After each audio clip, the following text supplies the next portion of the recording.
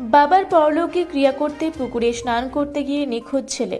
প্রয়াত বাবার পরলৌকিক ক্রিয়াকর্মের জন্য পুকুরে স্নান করতে গিয়ে জলে তলিয়ে নিখোঁজ হয়ে যায় এক যুবক।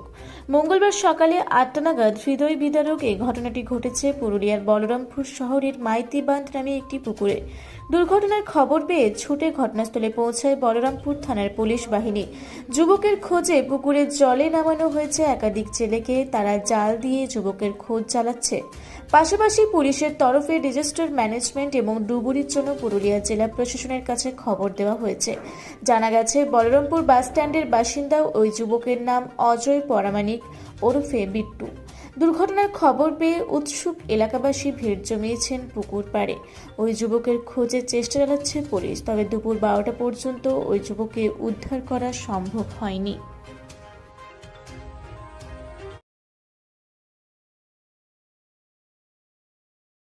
পুরা ব্লকের লধুরকা গ্রামের অদূরে অবস্থিত দৌলত পাবলিক স্কুলের দখলে থাকা বেশ কিছু জমি নিয়ে শুরু হয়েছে আইনি জটিলতা। 1197 দাগের যে বেলাবহল মৌজা এবং 2239 দাগের যে লুধুরকা মৌজা, এই দুটো জমি আপনারা প্লিজ কেউ কিনবেন না, কারণ আপনারা বিপদে পড়তে পারেন, আইনি একটা লড়াইতে পড়ে যেতে পারেন। জমিটা একদম ডিসপিউটেড, ফলে একটু সাবধানে থাকবেন।